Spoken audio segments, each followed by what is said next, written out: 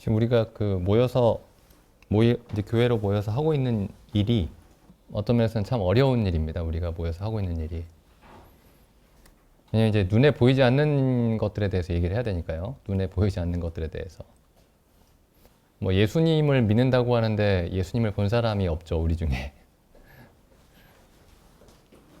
하나님에 대해서 얘기를 해야 되는데 하나님을 본 사람도 없죠. 그리고 천국과 지옥에 대해서 얘기해야 되는데 천국과 지옥에 대해서도 가본 사람이 없죠. 우리가 지금 보지 못하는 것들에 대해서 얘기를 하고 있는 겁니다. 만날 때마다.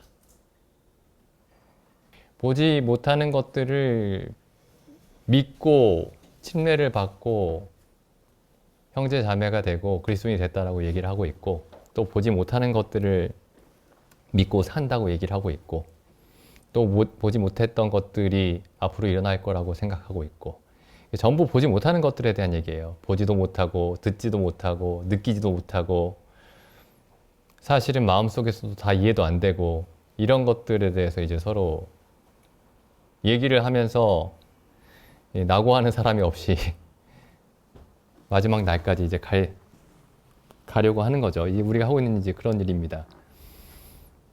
이제 세상에서는 이제 보이는 것들로 사람들을 다 끌어가죠.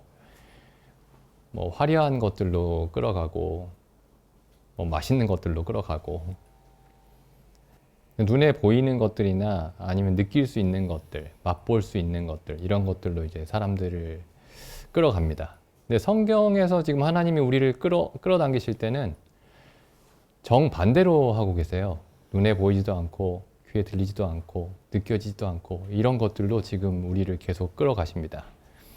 근데 우리가 지금 육체 가운데 있기 때문에 우리가 눈이 있고 귀가 있고 오감이 있죠. 그러니까 그런 것들에 이제 의해서 이제 끌려가기가 쉬운데, 지금 그런 것들이 아닌 눈에 보이지 않는 것들로서 계속 우리에게 말씀을 하시고, 그런 것들로 우리에게 동기를 부여하고 이제 그렇게 하시는 거죠. 그러니까 굉장히 지금 어떤 면에서는 굉장히 어려운 일을 하고 있는 겁니다.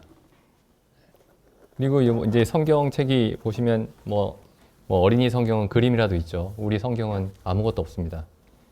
이 얇은 종이에 까만 글씨밖에 없죠. 그래서 우리가 이제 일일이 읽으면서 머릿속으로 여기에서 일어나고 있는 일들을 머릿속으로 그림을 떠올려야 됩니다. 고린도 후서 말씀 보면 이제 이런 말씀이 있죠. 고린도 후서 4장. 우리 삶이 이렇게 이해가 된다면은 우리가 그리스도인이 맞죠. 이 말씀들을 읽으면서 이게 나하고 좀 거리가 있다라고 하면 이제 우리가 그리스도인이 아닌 거고요. 4장 16절 보시면은, 그러므로 우리가 낙심하지 아니하노니 겉사람은 후패하나, 그러니까 몸이 아프신 분들이 유리합니다. 겉사람은 후패하나.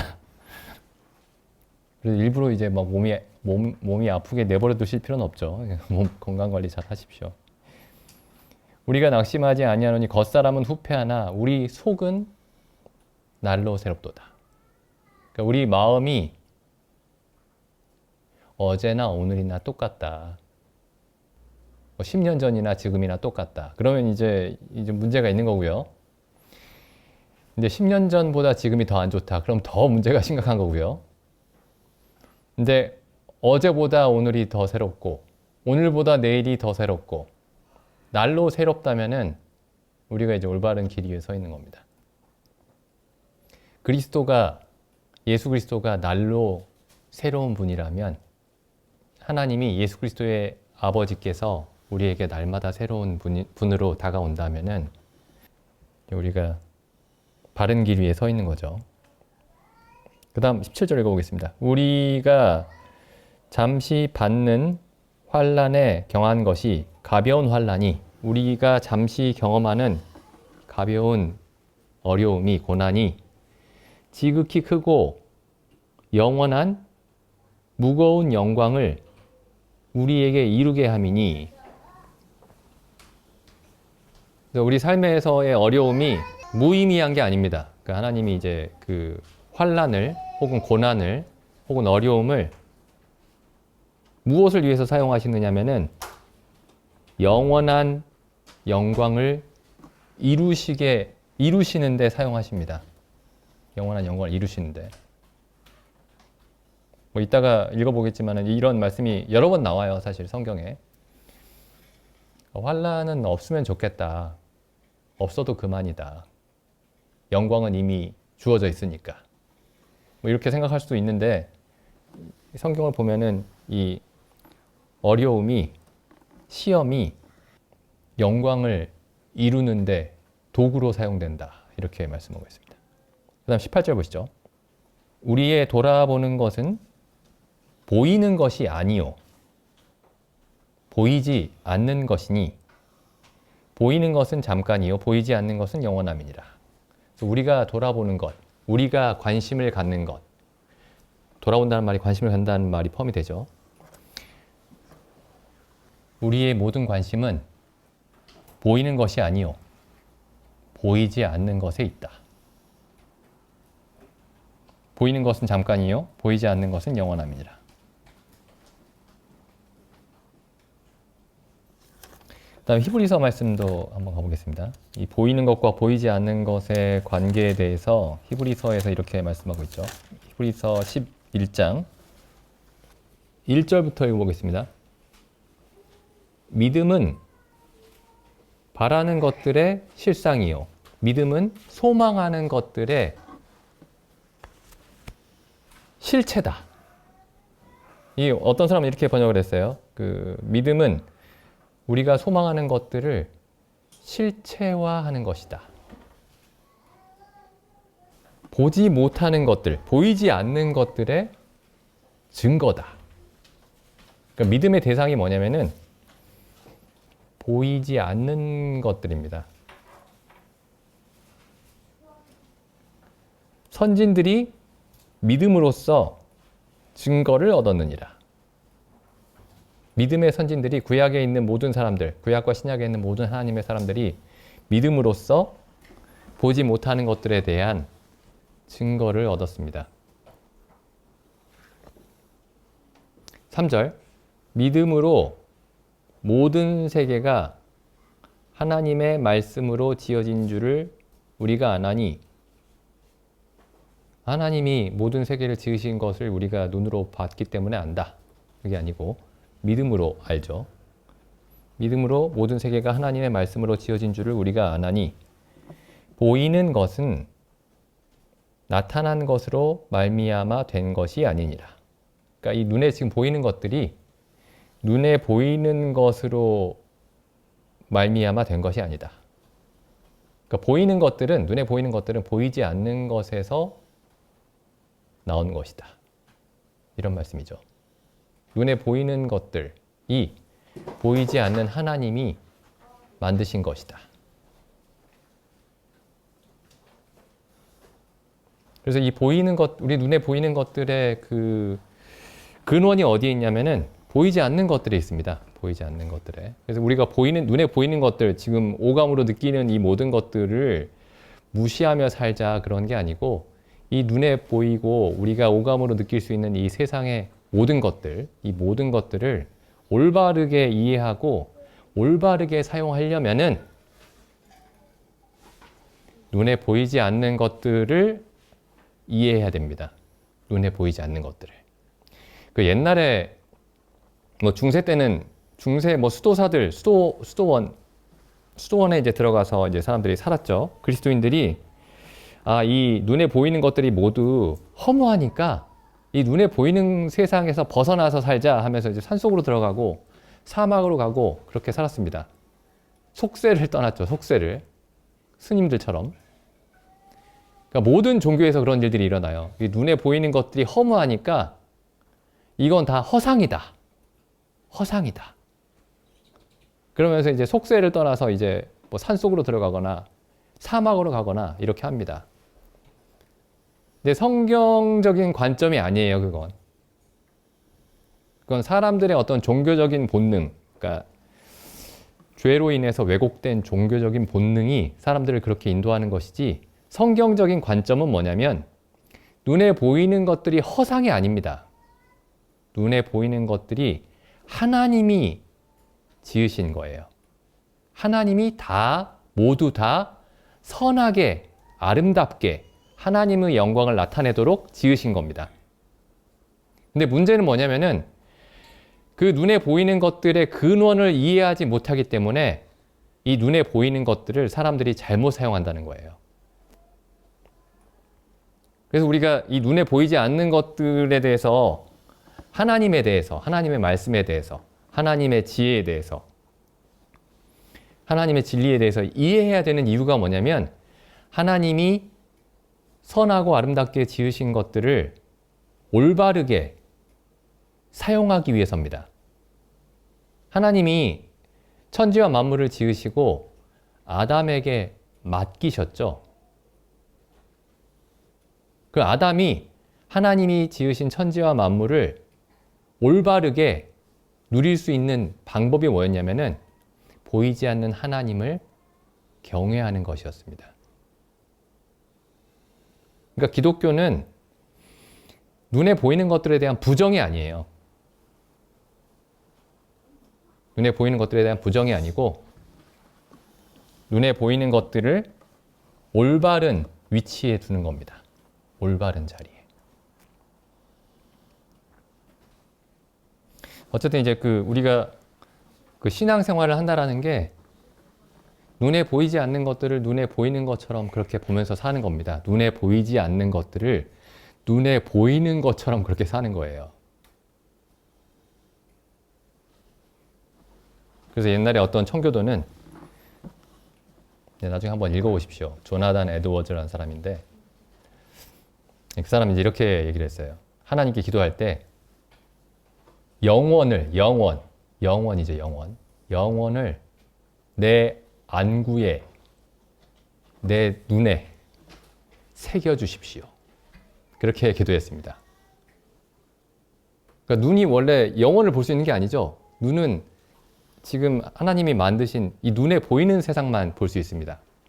그런데 이 안구를 영원을 볼 수 있는 안구로 그렇게 박아주시라고 그 사람 표현을 그대로 쓰면은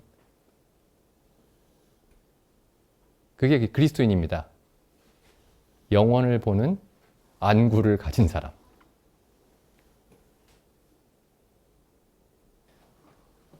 우리가 이제 또 항상 얘기를 하죠. 이 성경이 그리스도인의 그 신앙에 없어서는 안 되는 책입니다. 이 성경이. 그래서 이 책이 반드시 필요한데, 이 성경이 필요한데, 성경을 이제 가지고 있다고 해서 되는 게 아니고, 성경을 알아야 되는 거죠. 성경을 알아야지 우리가 그리스도인으로서 살 수 있습니다. 그리스도인으로서 날마다 살 수가 있죠. 사람들이 이제 그 그리스도인의 삶을 뭐 이렇게 생각을 합니다. 뭐 교회에 열심히 다니고 하나님께 어려운 일이 있을 때 기도하고 기도해서 어려운 일이 해결이 되고 내가 계획하고 있는 일들이 하나님의 축복을 받아서 다 잘 되고 내 가족이 평안하고 내 자녀들이 잘 되고 뭐 이런 것들이 기독교라고 생각을 해요. 또 어떤 사람들은 예수님이 내 죄를 용서해 주신 것을 믿고 지옥에 가지 않고 천국 간다. 그걸 기독교라고 생각을 합니다. 이제 그렇게 되면 이제 문제가 되는 게 이제 지옥에 가지 않고 천국에 가는 건 정해졌는데 그럼 이 땅에서 남은 시간 동안은 어떻게 할 것이냐. 그게 문제가 되죠. 그죠? 죄의 용서를 받았으니까 지옥에 가지 않고 천국에 가는 게 확정인데 그럼 이 땅에 왜 나와 있습니까? 이 땅에. 그럼 그 똑같은 내용을 다른 사람들에게 전하기 위해서 남아 있느냐? 그러니까 지금 그 죄의 용서를 받고 이 땅에 남아 있는 시간이 문제가 되는 거예요. 그런 식으로 기독교를 이해하면.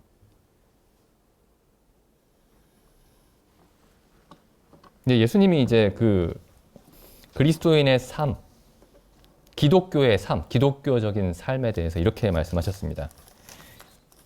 요한복음 6장 57절입니다.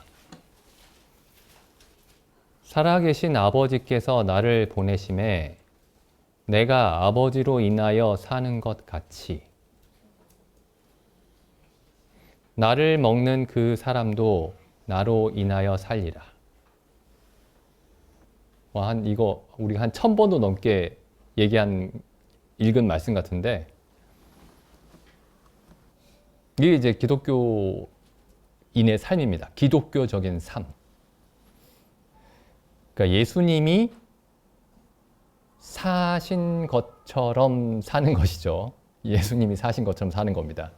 그러니까 내가 죄의 용서를 받았으니까 지옥에 안 간다. 물론 그 확신이 중요합니다. 그런 확신을 가는 게 중요하고 그걸 이해하는 게 중요해요. 예수님의 대속의 의미를 이해하는 게 중요합니다. 그런데 그 속죄를 받은 사람으로서의 삶이 더 중요해요. 그 속죄해 주신 목적을 설명하고 있는 겁니다. 이 57절이. 속죄 자체가 예수 그리스도의 속죄, 대속 자체가 목적이 아니고 대속하심을 받은 사람의 그 삶이 목적입니다. 이 57절의 목적이에요. 예수님이 이렇게 말씀하시죠. 내가 사는 것처럼 너희도 살게 하겠다.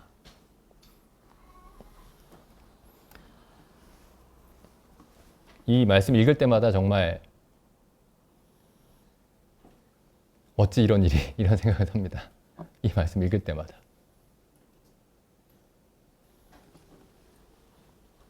근데 이게 어떤 수준 높은 고차원적인 기독교인의 삶이 아니고 그냥 기독교인의 삶입니다.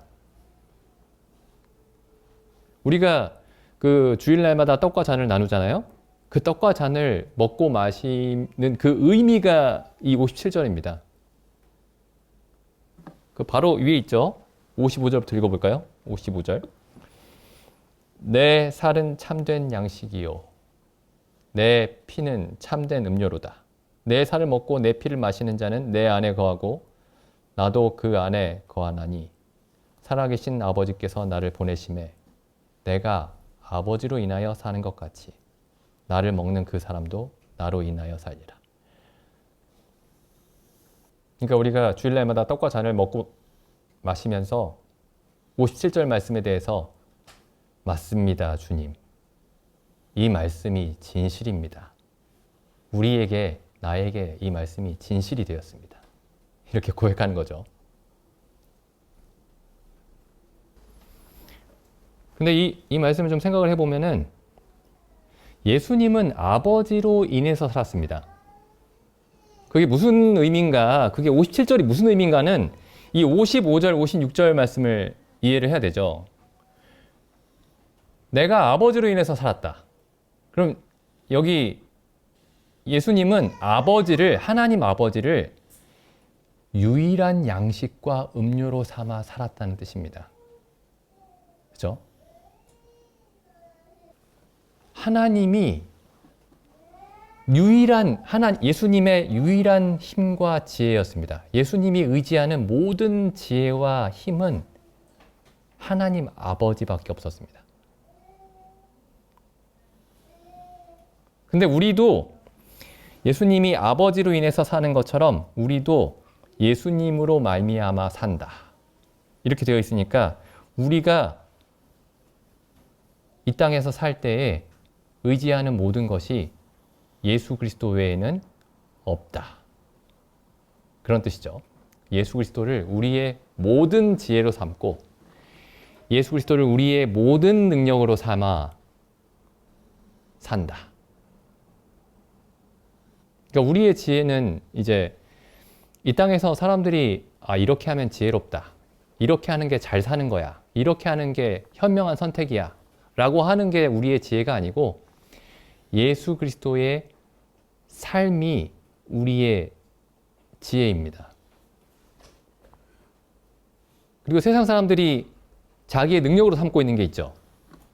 그게 보통은 돈입니다. 혹은 세상에서의 어떤 지식이죠. 혹은 지위입니다. 혹은 육체적인 건강입니다. 이런 것들이 힘이죠. 근데 예수님은 하나님만을 힘으로 삼았습니다. 우리도 그리스도만을 힘으로 삼아서 살게 하시겠다. 이렇게 말씀하셨습니다. 그리스도만을.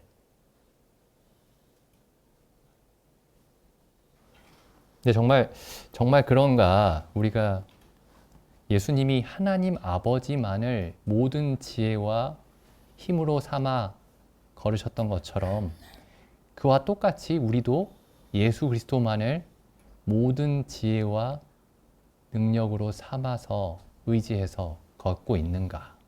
아니면 다른 것들을 지혜와 능력으로 부분적으로나마 기대면서 살고 있는가? 그런 질문을 제 자신도 해보게 되더라고요.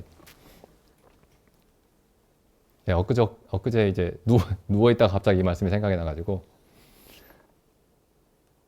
정말 생각할 때마다 참 두려운 말씀이다. 참 위로가 되는 말씀이면서 동시에 참 두려운 말씀이고 참 두려운 말씀이면서 참으로 위로가 되는 말씀이다. 그러니까 우리에게 지혜와 능력이 없다고 생각하면 생각할수록 이 말씀은 위로가 되는 말씀입니다. 용기가 되는 말씀이고. 근데 여기 이제 예수님이 아버지를 양식과 음료로 삼았다라는 이 말씀의 어떤 의미, 그 의미의 그 한 가지 의미를 좀 생각을 해보겠습니다. 한 가지를. 그러니까 하나님이 예수님의 지혜였습니다. 하나님을 아는 것이 예수님의 모든 지식이었습니다. 그래서 예수님은 하나님을 알고 그 하나님에 대한 지식의 근거에서 사셨습니다. 하나님에 대한 지식이 사실은 만물에 대한 지식이죠. 왜냐하면 하나님에게서 만물이 나왔으니까요. 그리고 하나님에 대한 지식이 사람에 대한 지식입니다. 왜냐하면 사람이 하나님의 형상과 모양대로 지음을 받았으니까요. 그래서 하나님으로 말미암아 아버지로 말미암아 사셨다라는 게 아버지를 알므로 아버지에 대한 알을 근거로 지식을 근거로 살았다 라는 말씀입니다. 성경에서는 지식이 굉장히 중요해요. 참 지식이 참된 감정을 만들어내고 참된 감정이 참된 의지를 만들어내고 참된 의지가 참된 행동을 만들어냅니다. 근데 모든 것의 시작이 지식에 있어요. 제가 계속 지식 얘기하니까 우리하고 오래전에 같이 있던 어떤 친구 중에 한 명이 나가서 저보고 영지주의자라고 영지주의자가 그 어떤 지식으로 구원받는다고 얘기를 하죠. 지식으로. 영적인 지식, 영지주의. 뭐 지식을 얘기하면 영지주의가 아니고. 근데 성경에서 이제 지식이 제일 중요합니다. 그 지식이 참된 지식이면 그걸로 모든 문제가 끝이 나요. 사실은. 그 지식이 온전하지 않기 때문에 문제가 되는 겁니다. 뭐 사람들이 이렇게 얘기할 수도 있어요. 뭐 지식만으로 되느냐. 근데 성경이 말하는 지식은 현실에 대한 지식입니다. 현실. 실제에 대한 지식이에요. 그래서 예를 들어서 어떤 거냐면은 우리가 한 5m쯤 가면 더 걸어가면 옆에 낭떠러지가 있다고 생각해 보십시오. 그럼 내가 그걸 알고 있어요. 그게 지식이죠. 내가 서 있는 땅에 대한 지식입니다. 그럼 나는 더 이상 그쪽으로 걸어가려고 하지 않을 겁니다. 이런 게 지식이에요. 현실에 대한 지식. 근데 하나님에 대한 지식이 현실에 대한 지식입니다. 보이는 모든 것들이 보이지 않는 하나님에게서 나왔으니 하나님에 대한 지식이야말로 참된 현실에 대한 지식입니다. 여기 로마서에 보면은 이제 이런 말씀이 있죠. 로마서에 가보시면은 로마서 10장 2절입니다. 내가 증거하노니 저희가 하나님께 열심히 있으나 지식을 쫓은 것이 아니라 하나님의 의를 모르고 자기 의를 세우려고 힘써 하나님의 의를 복종치 아니하였느니라. 이거 이스라엘 백성들이 하나님께 열심히 있었습니다. 근데 지식이 없으니까 어떻게 되죠? 하나님을 대적하는 열심이 됐어요, 그게. 그러니까 차라리 열심이 없었던 게 나았던 거죠. 오히려. 그러니까 지식이 없는 열심이 굉장히 두려운 겁니다. 지식이 없는 열심이 굉장히 두려운 거예요. 호세아서 말씀 가보겠습니다. 구약에. 호세아. 구약 1259페이지입니다. 호세아 4장 1절부터 읽어보죠. 이스라엘 자손들아 여호와의 말씀을 들으라. 여호와께서 이 땅 거민과 이 땅의 백성들과 논쟁하시나니 이 땅에는 진실도 없고 인자함도 없고 하나님을 아는 지식도 없고, 그러니까 이게 뭐 A, B, C 아닙니다. 이게 진실도 없고, 첫째 진실이 없다, 둘째 인자함이 없다, 셋째 하나님을 아는 지식이 없다, 이렇게 세 가지가 없는 게 아니고 이게 하나예요, 하나. 진실함은 있는데 인자함이 없을 수가 없습니다. 진실함은 없는데 인자함이 있을 수도 없고요. 진실함도 없고 인자함도 없는데 하나님을 아는 지식이 있을 수가 없고요. 진실함과 인자함이 어디에서 나오느냐? 하나님을 아는 지식에서 나옵니다. 하나님이 참으로 어떤 분이신지 안다면 이스라엘 백성 가운데 진실함도 있고 인자함도 있습니다. 그러니까 이게 A, B, C 이렇게 되는 게 아니에요. 관계가. 그다음 6절 보시죠. 내 백성이 지식이 없음으로 망하는도다. 지금 사도 바울이 아까 로마서에서 이스라엘 백성이, 하나님의 백성이 열심히 있으나 지식이 없어 망한다 라고 말했을 때 이 호세아서 말씀을 머릿속에 두고 있었습니다. 뭐 제 추측이 아니고요. 사도 바울은 성경을 다 알고 있던 사람이었기 때문에. 내 백성이 지식이 없음으로 망하는도다. 이 지식이 어떤 지식이죠? 4장 1절에 과학적인 지식이 아니고 하나님을 아는 지식입니다. 하나님이 어떤 분이시냐. 그리스도인으로서 살려면 하나님을 알아야 됩니다. 다른 게 필요 없어요. 하나님을 알면 됩니다. 근데 이 책이 하나님을 알기 위해서 쓰여진 책입니다. 하나님에 관한 책이죠. 근데 이 책을 보니까 내가 기독교인으로서 살려면 이 책 한 권만 알면 된다 이 말씀이죠. 그럼 이 책의 내용이 뭔가 봅시다 하고 보니까 이게 뭘 얘기하고 있냐면은 하나님에 관해서 얘기하고 있는데 이게 뭘 얘기하고 있느냐? 세상의 시작부터 세상의 끝까지 얘기하고 있습니다. 세상의 시작부터 세상의 끝까지.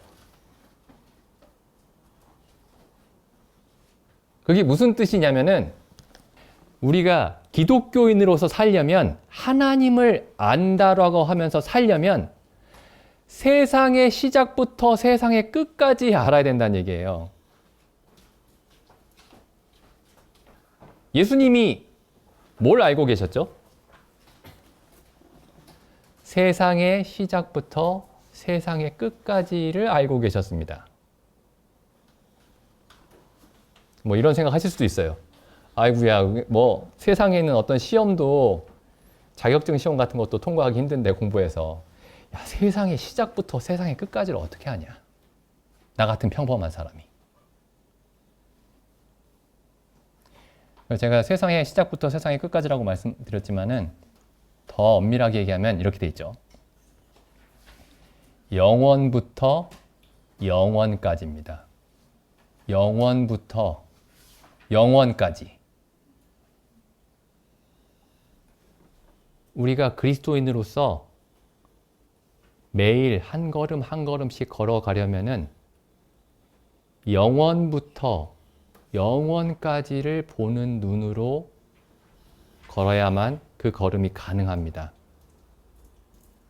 아주 멋있는 책 제목이 있어요. 우리 지금 책꽂이에도 꽂혀 있는데 영원부터 영원까지라는 책. 나중에 한번 읽어보십시오.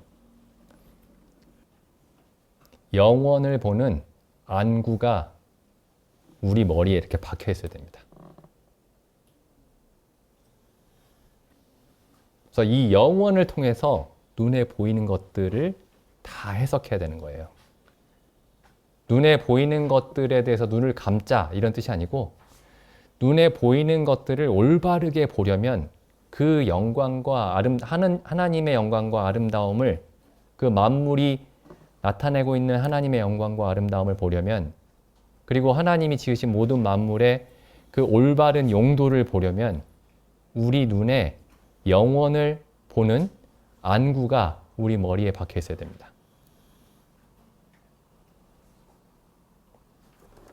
그럼 우리가 유한한 사람인데 지극히 유한한 존재인데 100년을 살지 못하죠. 근데 어떻게 우리가 세상의 처음부터 끝까지를 이해할 수가 있고 영원 전부터 영원 후까지를 이해할 수 있을까요? 우리처럼 평범한 사람들에게 하나님은 왜 그런 걸 요구하실까요? 뭐 세상에 아주 쉬운 학문도 공부해서 이해하기가 어려운데 무슨 영원부터 영원까지 이해하라고 하십니까? 무슨 창조의 시작부터 세상의 종말까지 왜 이해해야 된다고 이렇게 기록하셨죠, 이걸?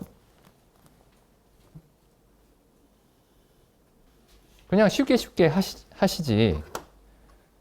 교회 열심히 다니고 기도하면 복 준다, 뭐 이렇게 하시던가 아니면 예수님이 네 죄를 다 가져갔으니까 넌 천국 간다.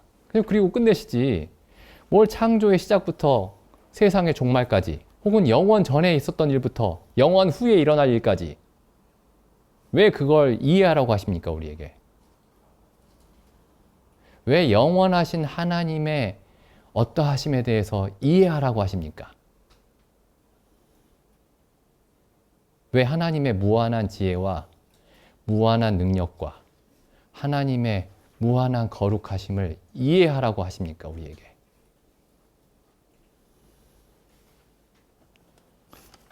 불가능한 일이죠. 불가능한 일입니다. 쉬운 것도 이해를 못하는데요, 우리가. 세상의 어떤 쉬운 일들도 잘 이해를 못합니다. 네, 여기 보시죠. 고린도전서 2장 9절입니다. 기록된 바 하나님이 자기를 사랑하는 자들을 위하여 예비하신 모든 것은 하나님이 하나님을 사랑하는 자들을 위해서 예비하신 것들이 있습니다. 언제? 창세 전에. 우리를 위해서 예비하신 것들이 있어요. 근데 이 모든 것은 눈으로 보지 못하고 귀로도 듣지 못하고 사람의 지혜로도 이해할 수 없다. 근데 이렇게 그 다음에 이 말씀이 있죠. 10절. 오직 하나님이 성령으로 이것을 우리에게 보이셨으니 성령으로 말미암아 우리에게 보여주십니다. 이 모든 것들을 사람이 눈으로 볼 수 없고 귀로 들을 수 없고 사람의 모든 지혜로도 생각할 수 없는 것들을 성령께서 보여주십니다. 성령께서 사용하시는 도구가 있어요. 이 책입니다. 이 책. 근데 이 책만 있으면 안 되고 이 책을 성령이 기록하셨을 뿐만 아니라 이 책을 우리가 읽을 때 성령께서 가르쳐 주십니다. 우리 마음속에. 그러니까 성령의 조명하심이 필요한 거예요.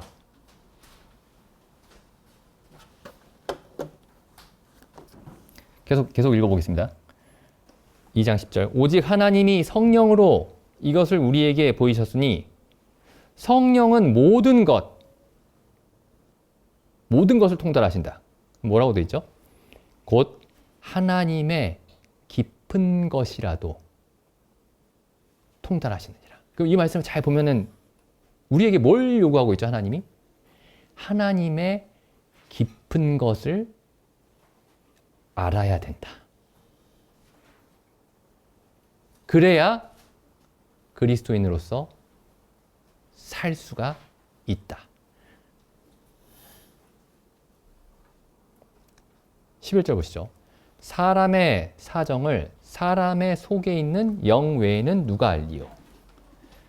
각 사람의 사정은 그 사람 마음속에 있는 그 영만 알 수 있다, 이런 뜻이죠. 그 사람의 정신. 이와 같이 하나님의 사정도 하나님의 영, 성령이죠. 성령 외에는 아무도 알지 못하느니라. 하나님의 사정은 하나님의 영 외에는 아무도 모른다. 12절 보시죠. 우리가 세상의 영을 받지 아니하고 오직 하나님께로 온 영을 받았으니, 성령을 받았어요, 우리가. 그 목적이 뭡니까? 편안한 마음이 생기라고? 아니면 그냥 성령을 줬다는 말이 그냥 구원받았다는 말의 다른 표현에 불과한가요? 여기 성령을 주신 목적이 있습니다. 이는 우리로 하여금 하나님께서 우리에게 은혜로 주신 것들을 알게 하려 하심이라. 하나님이 우리에게 은혜로 주신 것들은 이 9절의 말씀처럼 눈으로, 귀로, 사람의 마음으로 조금도 접근할 수 없는 것들입니다.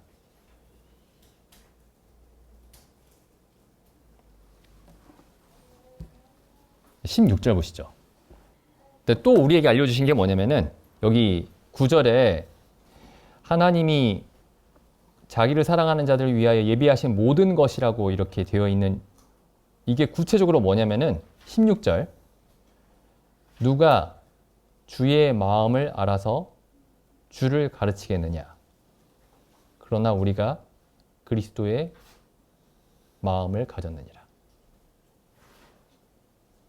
우리가 그리스도를 안다. 그리스도의 마음을 알고 있다. 그리스도가 이 땅에서 어떤 마음으로, 어떤 지식과 어떤 감정과 어떤 의지로 이 땅을 거니셨는지, 그리스도의 마음 속에서 일어나는 모든 일을 우리가 알고 있다. 그리스도께서 하나님에 대해서 무엇을 알고 계셨는지, 자기 자신에 대해서 어떻게 알고 계셨는지, 이 세상에 대해서 어떻게 보고 계셨는지 우리가 다 알고 있다. 그래야 우리가 이 땅을 그리스도인으로서 걸을 수가 있습니다.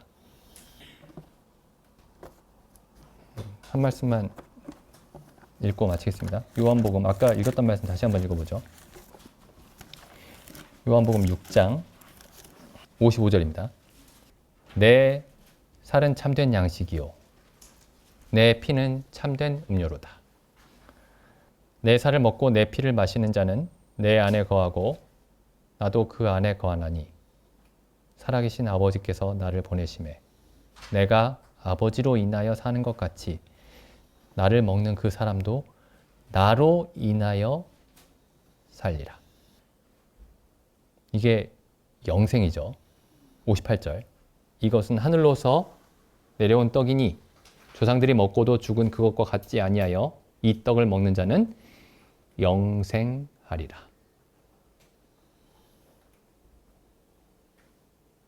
우리가 예수님이 아버지로 인해서만 사신 것처럼 우리가 그리스도만을 인해서 살고 있는지 돌아봤으면 좋겠습니다. 기도드리고 마치겠습니다.